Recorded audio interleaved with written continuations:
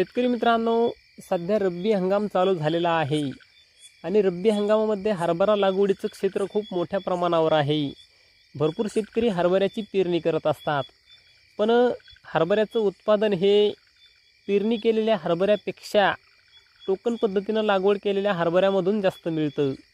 तर मित्रांनो, अनेक शेतकऱ्यांच्या आपल्याला कमेंट आलेल्या आहेत की टोकन पद्धतीने हरभरा कसा लागवड करावा, लागवडीचं अंतर किती ठेवलं पाहिजे आणि खत वगैरे सगळं नियोजन कशा पद्धतीने असलं पाहिजे। तर याबद्दल आपण संपूर्ण माहिती या व्हिडिओमध्ये जाणून घेणार आहोत।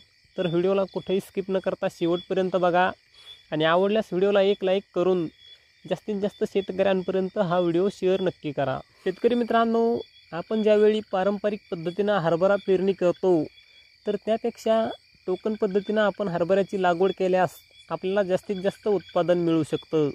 सोबतच बियाण्याची देखील बचत होते आणि कमी खर्चामध्ये आपल्याला जास्तीत जास्त उत्पादन घेता येतं।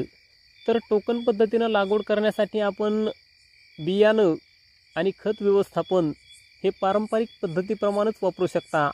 म्हणजेच पारंपरिक पद्धतीमध्ये आपण जे जॅकी 9218 विजय दिग्विजय हे जे वाण वापरतो तर तेच वाण आपण टोकन पद्धतीने लागवड करण्यासाठी देखील वापरू शकता। सोबतच आपण जे पारंपरिक पद्धतीने पेरणी करण्यासाठी खत देतो तर तेच खत आपण टोकन पद्धतीने लागवड करण्यासाठी देखील वापरू शकतो।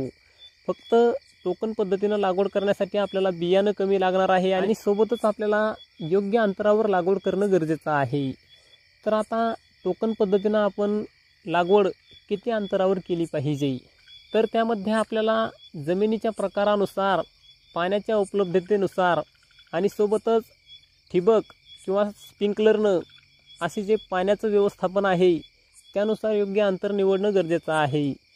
जर आपली काळी कसदार भारी जमीन असेल, पाण्याची सोय असेल, मग आपलं ठिबक असो किंवा मग स्प्रिंकलर असो, तर आपण 2 फूट अंतरावर टोकन पद्धतीने लागवड करू शकतो।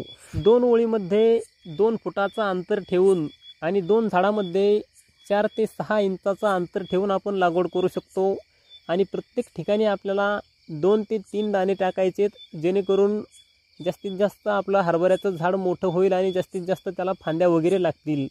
त्यामुळं आपल्याला जास्तीत जास्त 2 दाणे टाकायचेत आणि 2 ओळीमध्ये 2 फूट आणि 2 झाडामध्ये 4 बोटं किंवा 6 बोटाचं अंतर ठेवून आपल्याला लागवड करायची। आणि त्यातली त्यात जर चांगली जमीन असेल किंवा आपल्याला स्प्रिंकलर आथरण्यासाठी जी जागा लागते तर त्यासाठी आपण 4 ते 5 तासावरती 1 तास जर रिकामं सोडलं तर हवा खेळती राहील, सूर्यप्रकाश वगैरे मिळेल आणि जास्तीत जास्त उत्पादन देखील मिळेल। सोबतच आपल्याला स्प्रिंकलर आथरण्यासाठी देखील जागा राहील आणि आपल्याला त्यामधून व्यवस्थितपणे चालता येईल।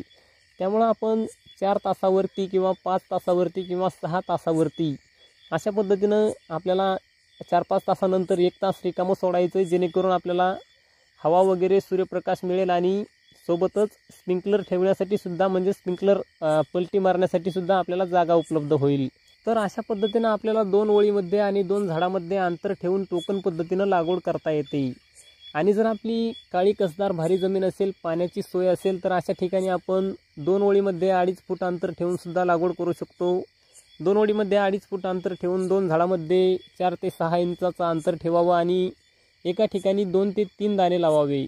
अशा पद्धतीनं सुद्धा आपण टोकन पद्धतीनं लागवड करू शकतो। आणि जर आपली जमीन मध्यम आहे, हलकी आहे आणि पाण्याची सोय असेल तर अशा ठिकाणी आपण हाच प्रयोग 2 ओळीमध्ये 1.5 फूट अंतर ठेवून देखील करू शकतो। कारण पेरणी केलेल्या हरभऱ्यापेक्षा टोकन पद्धतीनं उत्पादन हे 100% जास्तीत जास्त मिळतं। त्यामुळे नक्कीच आपण हा प्रयोग 1 एकर तरी क्षेत्रावरती करावा।